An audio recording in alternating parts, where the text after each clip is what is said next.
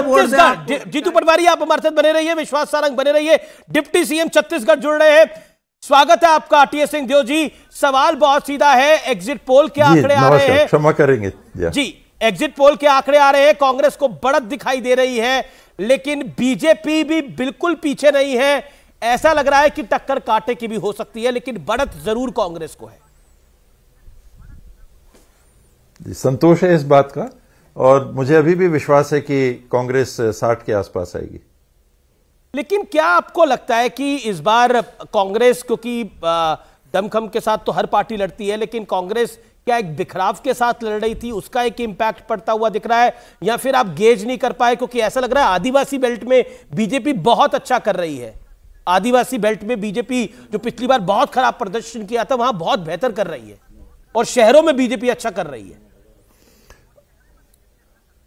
अभी समय आएगा तो देखिए, उसका अंदाज लग जाएगा। ट्राइबल बेल्ट में कांग्रेस उतना पीछे आपको नहीं दिखेगी, आगे दिखेगी। दोनों संभाग, सरगुजा और बस्तर संभाग में आधे से ज्यादा सीटें कांग्रेस को ही मिलेंगी। जी, टीएस सिंहदेव जी, मेरा एक सवाल आपसे और होगा कि महादेव ऐप को लेकर जो आरोप लगे और जो भ्रष्टाचार का मुद्दा उठाया और जो डायरेक्टली सीएम पे इल्जाम भारतीय जनता पार्टी ने लगाए, प्रधानमंत्री नरेंद्र मोदी ने लगाए, गृह मंत्री अमित शाह ने लगाए, क्या आपको लगता है भ्रष्टाचार का मुद्दा भी हावी रहा है? इस वजह से कांग्रेस का नंबर जो है वो टाइट दिखाई दे रहा है छत्तीसगढ़ में खासतौर पर। ये गंदे स्तर की राजनीति, मुझे नहीं लगता इसका असर पड़ेगा, और इतना ईडी हो गया है कि उसका कुछ असर नहीं पड़ता, प्रभाव नहीं पड़ता। देश के प्रधानमंत्री और गृह मंत्री आरोप कैसे लगा सकते हैं? उनके पास तो सारी जानकारियां रहती हैं, वो तो कार्रवाई करने वाले लोग हैं। आरोप लगाना ही लोग कहते हैं कि अरे ये तो नेतागिरी हो रही है। कोई ठोस सबूत होते तो कार्रवाई हो जाती। कार्रवाई नहीं हुई, इसका मतलब ही है कि उनके पास कुछ नहीं थी। सब बात कहने के लिए कही जा रही है कुछ नहीं करने के लिए। कुछ करने को होता तो वो छोड़ते क्या? जानते हैं तब तो सहभागी हो जाएंगे कि मालूम है कि गड़बड़ हुआ है, और फिर भी हम कुछ नहीं होने दे रहे हैं। मुझे अच्छी तरह से याद है, हम छत्तीसगढ़ कॉन्क्लेव करने के लिए, जो बंद होनी चाहिए जी, हम छत्तीसगढ़ कॉन्क्लेव करने के लिए छत्तीसगढ़ आए थे, रायपुर आए थे, तब आपसे मुलाकात हुई थी और आपने स्पष्ट रूप से कहा था कि कांग्रेस की हर हाल में सरकार बनेगी। आप यकीन रखिए, इतना बड़ा मैंडेट मिलेगा कि सब याद रखेंगे। लेकिन क्या आपको लगता है, एक जो पॉलिटिकल पंडित फैक्टर बता रहे हैं कि आपको दरकिनार करना भी महंगा पड़ा है कहीं ना कहीं छत्तीसगढ़ प्रदेश के अंदर, अगर हम पॉलिटिकल इक्वेशन की बात करें तो? उसमें कई फैक्टर्स रहते हैं। मेरे को दरकिनार करना इशू मेरे ख्याल से बिल्कुल चुनाव का नहीं था, और नहीं, सरगुजा वाली बेल्ट में तो था। गवर्नमेंट में रहते हुए ये नहीं, जानकार मेरे संबंध तो सभी जगह है छत्तीसगढ़ में, सरगुजा में भी है, सब जगह भी है, लोग साथ जुड़े हुए सभी जगह हैं। लेकिन सबको ये बता के और समझा के हमेशा हम लोग चलते हैं कि देखिए, एक पार्टी के हम लोग एक परिवार के सदस्य हैं, और मुखिया जो उसका तय करते हैं, हम सबको उसको लेके चलना है।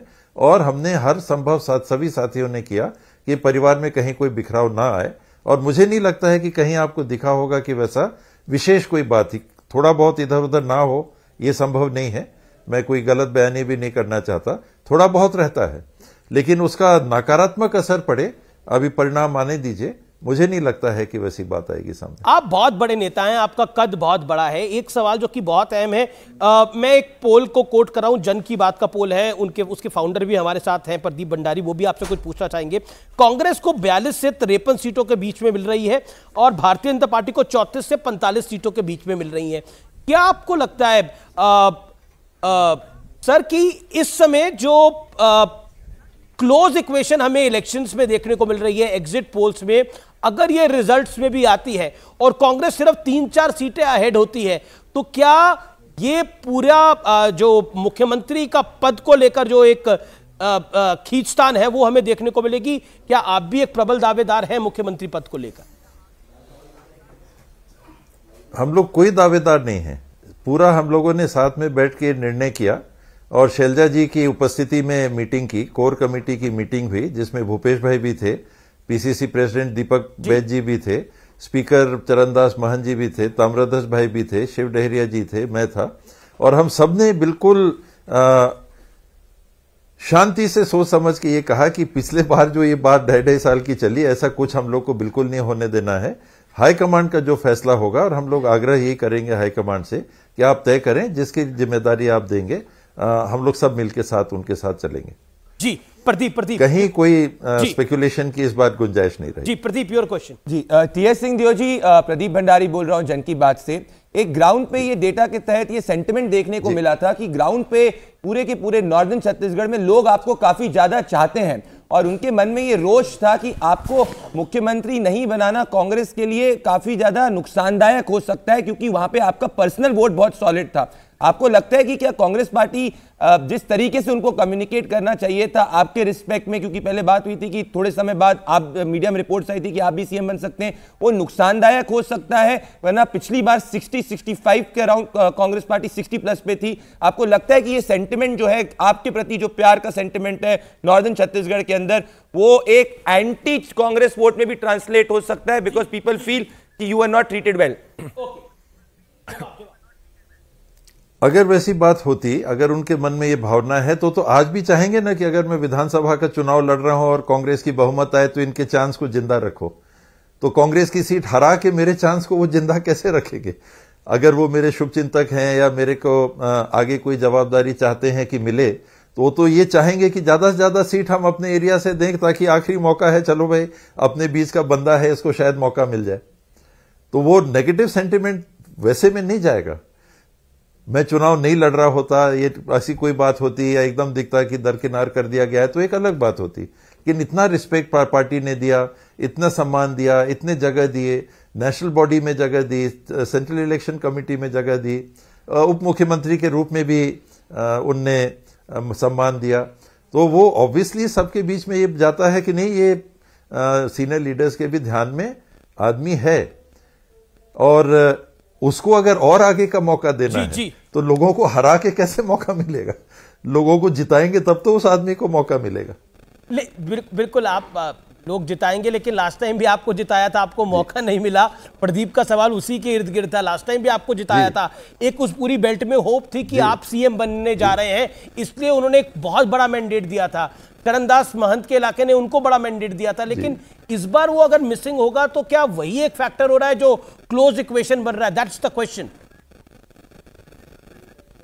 नहीं, वो बात नहीं आएगी। जैसे मैंने कहा, मैं फ्रैंकली कह रहा हूं कि गवर्नमेंट जो रहती है उससे एक्सपेक्टेशंस बहुत हाई रहते हैं जी। और उसमें अगर आप सब एक्सपेक्टेशंस को मीट ना कर सकें तो कहीं ना कहीं उसका खामियाजा होता है। दूसरा, सर्ववादी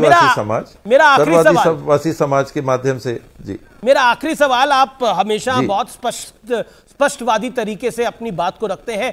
क्या आपने सोचा था बीजेपी इतना अच्छा इलेक्शन छत्तीसगढ़ में फाइट कर रही है कि इतना क्लोज हो जाएगा ये चुनाव? 5-7 सीटों का डिफरेंस रहेगा। 30-35 के आसपास तो उनके आने की पूरी संभावना थी जी। मैंने कभी भी बीजेपी को राइट ऑफ नहीं किया, बल्कि मेरी आलोचना भी इस बाबत होती है कि आप बीजेपी को क्यों बोल देते हैं कि उनकी उपस्थिति है। अब वो आंकड़े हैं जो बता रहे हैं, तो मैं उनको कैसे नाकारूंगा कि चाहे लोकसभा का चुनाव हो चाहे विधानसभा के चुनाव हो, दोनों पार्टी के मिनिमम एक वोट बेस मिनिमम छत्तीसगढ़ में बना हुआ है। उसके ऊपर के जो फ्लोटिंग वोट रहते हैं 10-1%, वो जिस तरफ जाते हैं उनको बहुमत मिलती है, चाहे वो लोकसभा हो चाहे वो विधानसभा हो। तो ये फ्लोटिंग वोट शेयर का 3 तारीख को हमको सही जानकारी मिल जाएगी। Thank you sir, thank you so much for joining news 18 on such a important day. आपका बहुत बहुत अभिनंदन है। आपको एक बार फिर ऑल द बेस्ट की रिजल्ट